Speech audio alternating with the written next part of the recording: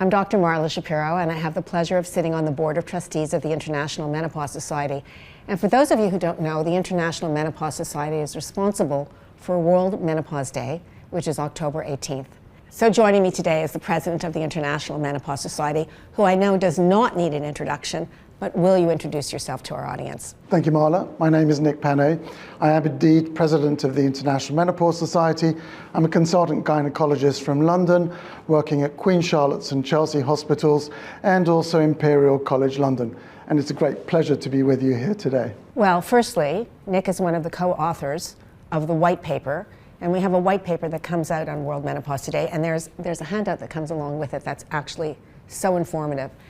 For the past 2 decades, if not longer, there has been so much controversy about the use of menopausal hormone therapy, and it's become so polarized that I think we've lost in all of this conversation and yes, no, good, bad, and all of the things that have been so confusing about menopausal hormone therapy, really what we're meant to be talking about, which is really what this is for, who this is for. And one of the brilliant things about this paper is that it really gives us a framework with which we can examine menopause hormone therapy in terms of the evidence, as opposed to a lot of the background noise and feelings, if I will, that have come out in this polarizing conversation. So firstly, let's talk about who is menopausal hormone therapy for? So menopause hormone therapy is for women suffering with symptoms associated with the menopause transition. Those typical symptoms are hot flushes, sweats, vaginal dryness, irritation, pain on intercourse, occasional urinary symptoms, and there's also good evidence that it will improve bone density as well. Whilst there is some evidence for its preventive benefits for cardiovascular disease, it is not currently an indication for protection against heart disease. And there's also been quite a lot of controversy as to whether it protects or does not for dementia. At the moment, this is not an indication, and that area requires more research. Okay, so then let's talk about who menopausal therapy is not for. So it should not be regarded as a fountain or an elixir of youth.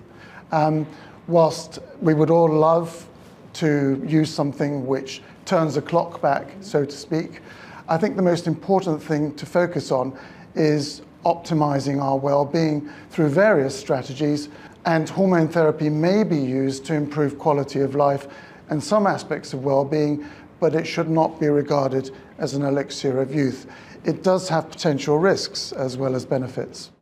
So there are a group of women, though, even if they have intractable symptoms of menopause, still will not qualify for menopausal hormone therapy. So women with blood clots, pre-existing stroke, cardiovascular disease, there are some medical reasons for which we would say, no, we would not want to initiate this. Absolutely right. And I think whenever we're making a decision whether to prescribe hormone therapy or not, or better still to recommend it or not, we have to take those potential risks into account, which we determined by taking a good medical history from that individual. And ultimately what we're trying to do, Marla, is personalize or individualize therapy so that we can maximize benefits and minimize any side effects and risks. So the first most important message, I think, for prescribers and women who are listening to this is that there is a who that this applies to, whereas the notion that there is nothing safe or effective for the relief of intractable symptoms of menopause. Indeed. We have to think very carefully about the person in front of us. Not all menopause requires treatment. I'd like to put that out there from the very outset. Many women go through the menopause and don't have any symptoms or have minimal symptoms that can be managed through lifestyle, diet, exercise, stopping smoking, reducing alcohol consumption, etc., etc.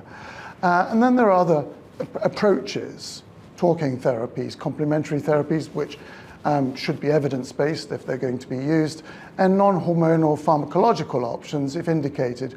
And whenever we're thinking about what's right for that individual, we need to be thinking about prescribing or recommending from the whole treatment armamentarium, but underpinned by optimizing lifestyle, diet, and exercise. And always lifestyle is going to come first, but to reassure our prescribers and women as well that this really is the gold standard for the treatment of intractable hot flashes, night sweats, the vasomotor symptoms that you've mentioned, that there is a large group of women who somehow have believed that it isn't safe or effective, and we really do want to change the conversation, at least open up that there is a who that this applies to.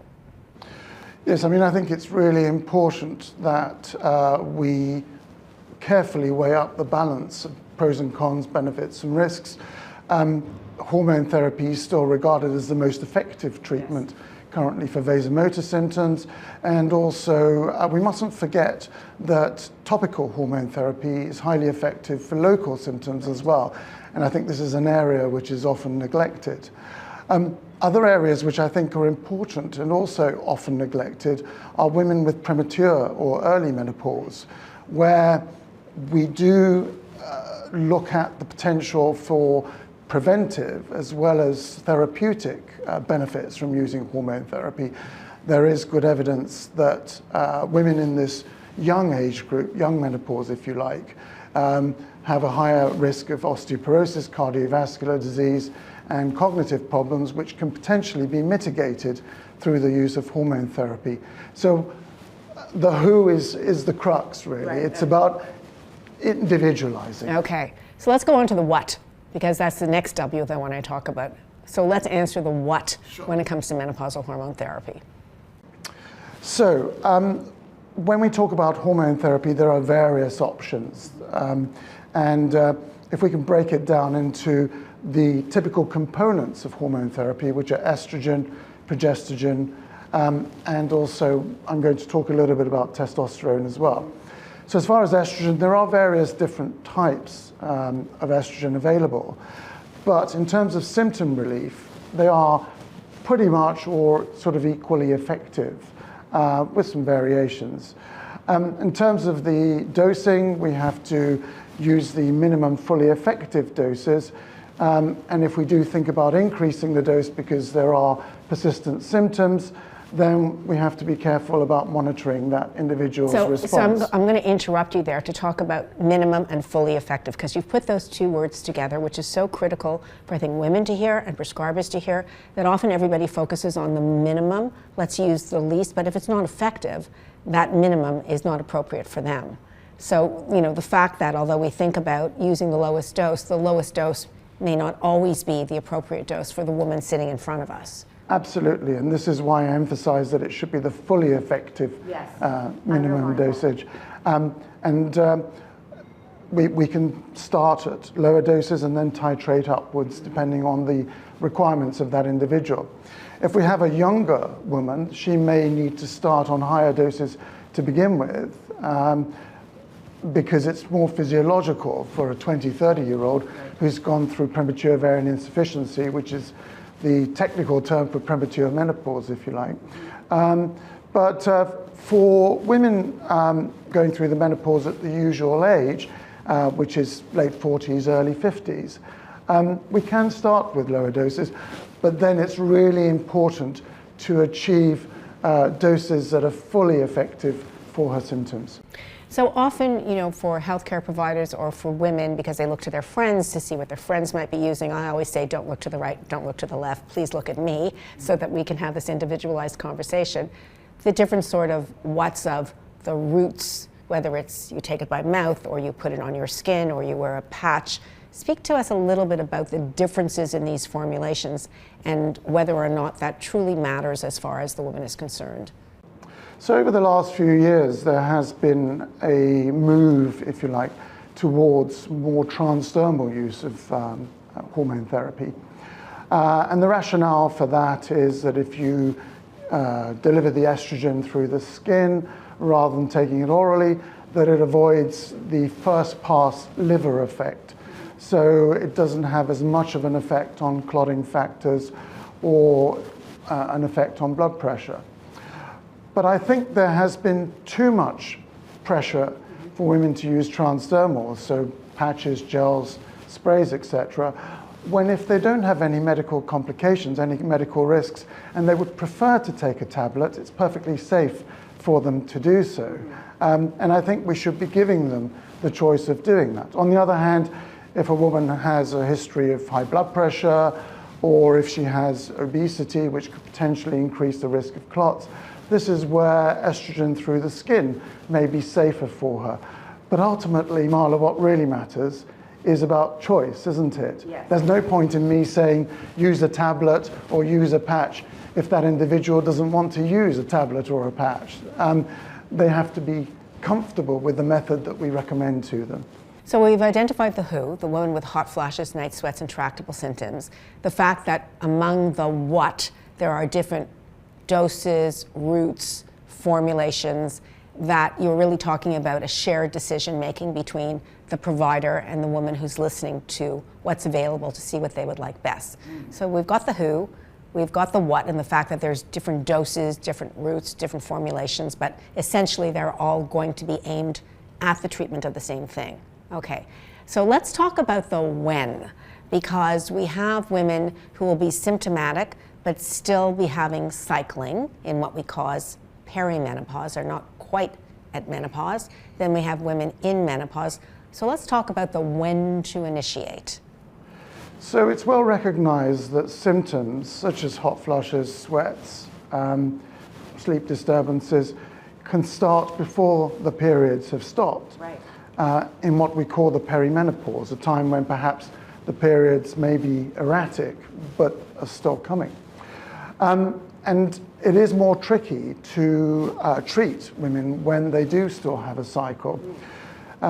We do try to treat. I have to emphasize that this is off-label because hormone therapy, if you speak conventionally about the license or the label, is for women who are in the late perimenopause or in the menopause when the period has stopped. So the menopause is 1 year after the final menstrual period. And just to interrupt for our women listening and our practitioners, this isn't an abrupt, you're here and then you're there. This is a transition over time, only defined by no cycles for a year when you're menopausal. But everything else that comes before can be variable in terms of its length or symptoms. Indeed.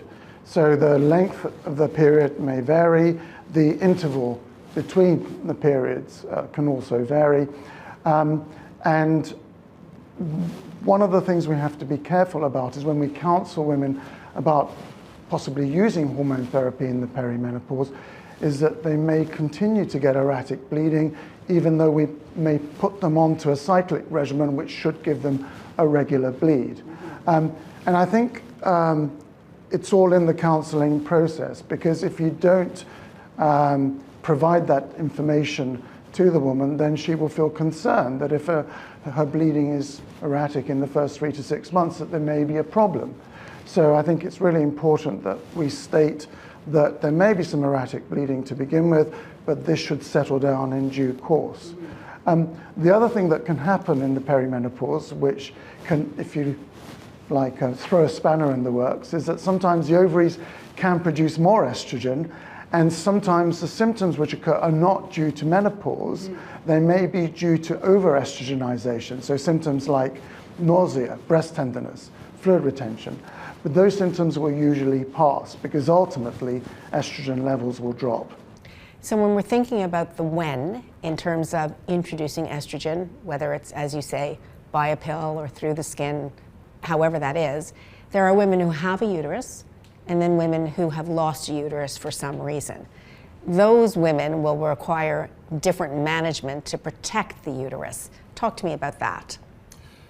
So when giving estrogen in women with a uterus, it's important to give progestogen, which is either natural progesterone or a synthetic type of progesterone, which protects the lining of the uterus, which prevents the lining from thickening and prevents bleeding problems. If a woman has had a hysterectomy, then she can have estrogen without the progestogen, but there are certain circumstances where we would consider giving progestogen. For instance, in a woman with a history of endometriosis that has surgery in order to prevent the endometriosis from recurring. Okay, so again, for women who are listening to this, who may be wondering what we're talking about, basically what we're saying is we're individualizing your therapy based on if you have a uterus, if you don't have a uterus, and if you've had other intercurrent medical situations that make your situation unique. Now, there are other medications that are fixed combinations that don't necessarily use a progesterone or a progestin. So we've got other medications available depending on where you live in the world. So talk to me about that. So things like Tibolone or fixed combinations of Duaviv, particular medications that are out there. Yes, there are these preparations which, if you like, mimic the effect of hormones. So Tibolone is a compound which mimics estrogenic, progestogenic, and also some androgenic, so testosterone type properties.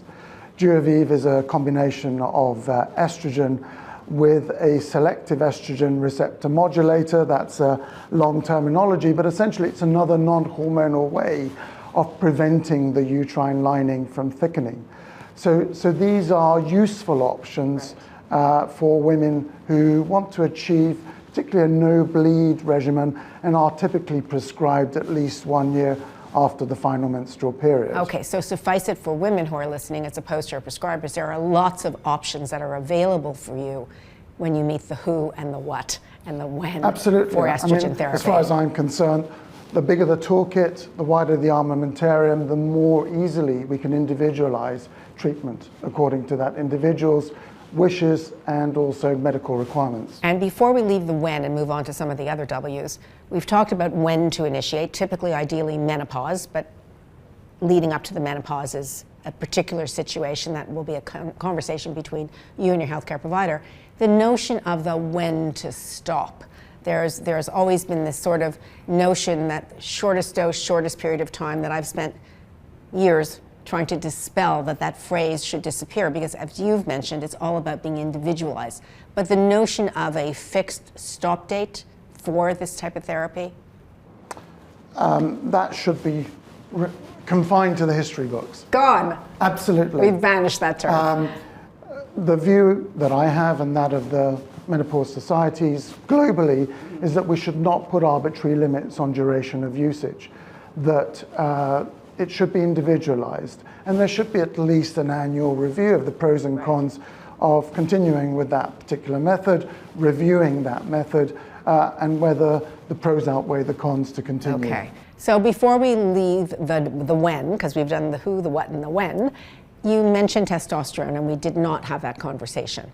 And that for, depending on if you're North American or if you're European or wherever you may be, that may be a different conversation globally in each of the countries. But testosterone in general and the menopause. Well, first of all, it's important to emphasize that testosterone is a female hormone.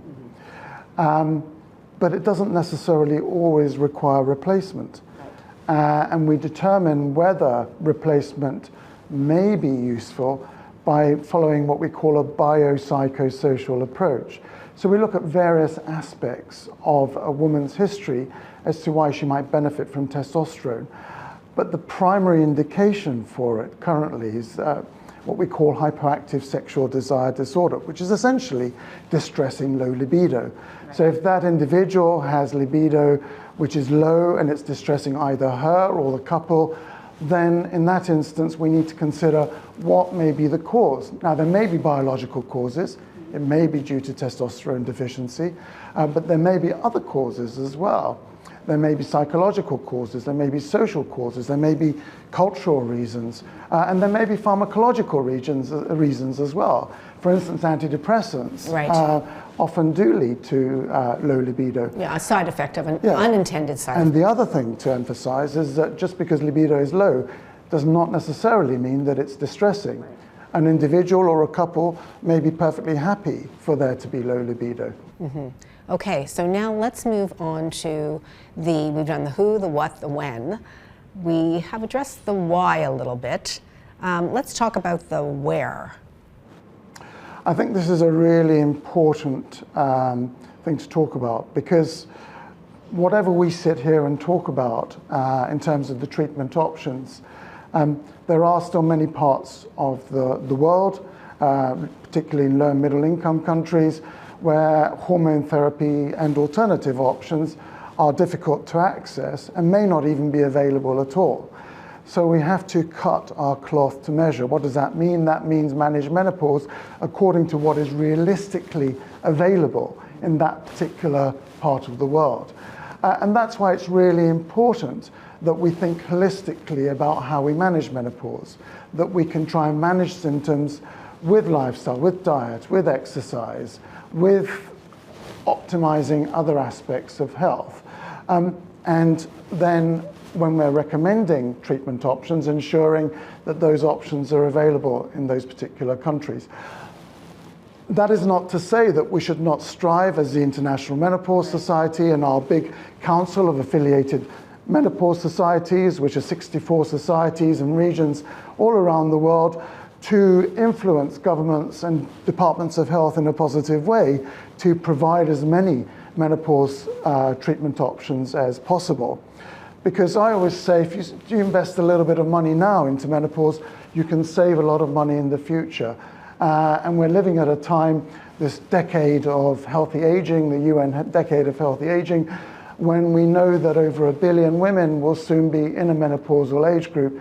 And if we start to make a difference about their quality of life and long-term health, that can have not only profound effects on that individual, but also economically as well on the country's productivity and as a whole. And as you know, there's been a lot of interest recently about menopause in the workplace. And the healthier women are in the workplace, the more productive they will be. Without a doubt. So we've looked at who, what, when, where, why.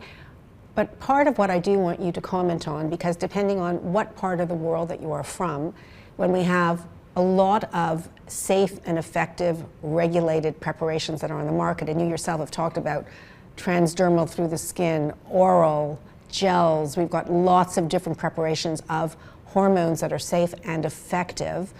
We see this area in different parts of the globe where there's so-called custom compounding. So firstly, define for people what we mean by this notion of custom compounding. Well, this notion regarding compounded preparations, I suppose arose particularly after the findings from certain studies that perhaps exaggerated the risks of conventional hormone therapy. And the notion was that if you customize hormone therapy and give more natural products, that you could potentially reduce the risks of hormone therapy. And I'm going to put the natural in parentheses here, because sometimes that word natural will imply to women that it is definitely safer and without side effects. And I do want you to dispel that natural does not necessarily mean that. What I mean by natural is that the hormones that are used precisely mimic the hormones that would have been naturally produced by the human ovary. Body identical, I call them. Yes, I prefer to call them body rather than bioidentical, because bioidentical is quite a commercial term. Right. Body identical basically describes what they do, what they are, which is basically replicants, if you like, of the hormones produced by the human ovary. Now, there is some evidence from studies that giving human type of estrogen and progesterone potentially may have some metabolic and breast benefits, but that doesn't mean to say that the individual has to go to a specialist pharmacy to obtain that. Right. There are perfectly available in many countries licensed options which can be used, which will replicate those hormones and provide body identical hormone therapy or body similar hormone therapy for women wishing to seek those types of hormones. So lots of options that have been studied that are pharmacological grade, where we know the doses, we know the safety, we know the efficacy. The notion something of making something as a custom, where we don't necessarily have regulation of what's going in there and that the products are not the same from time to time, has its own sets of issues associated with it. So we really do want you as a woman and you as a prescriber to think about what is the safest and most effective on-label, available, studied, government-approved medications? Totally. The treatment options that we prescribe for our patients have to go through rigorous testing for effectiveness and safety. There have to be published data on the levels of these hormones within the bloodstream, so-called pharmacokinetics, and also studies to indicate what the clinical response is. Often these data are very few or absent for these compounded products. So I don't really see the need to switch to something which is less evidence-based for effectiveness and safety. As you say, there may be batch-to-batch variation in terms of purity and quality as well. When you can get regulated options that will have the same actions and the same benefits with a much greater portfolio of information regarding safety. So I think the brilliant part for me in reading the white paper was the fact that we had a skeleton, if you will, on which to base some of these really critical concepts: the who, the what, the where, the when, the why, which you have so elegantly gone through. I want to point out to our practitioners throughout the world that available on the International Menopause Society homepage is the white paper, which is really published for physicians, practitioners, nurse practitioners, all of our partners in delivering healthcare to menopausal women. And for women around the world, we also have this wonderful pamphlet that's available for you that really brings it down for women at a level that we can understand as women what menopause and menopause hormone therapy is about. Because I think the important part of this white paper was to remove all the background noise that's polarized this conversation and bring it down to science, information, and evidence, if you will. So the final one after the who, what, when, where, why is often we talk about the how. And I think the how will be an individualized conversation between you as a woman and your healthcare provider to decide what is the best route and treatment that's safe and effective. So Nick, before I let you go, addressing World Menopause Day 2024, what was your goal in this choice of being one of the primary editors and writers responsible for this topic for October 18th, 2024? So my goal was to provide clarity as to how menopause can and should be managed. And I think it's really important that the narrative which is out there is as balanced as possible. And I believe, as you've said, that there is polarization of views which can potentially lead to disempowerment of an individual. And what we should be doing is empowering women to make an individualized choice that's right for them, so that they have the information which is specific to them to balance up the pros and cons of what approach they use for managing their menopause. Be it lifestyle, diet, exercise, be it menopause hormone therapy, be it non-hormonal options. No one menopause transition is the same. And I hope that the paper that we have produced through the International Menopause Society, my colleagues on the executive and the board were extremely helpful in providing this balanced narrative, will support women and also their healthcare providers in providing individualized management options.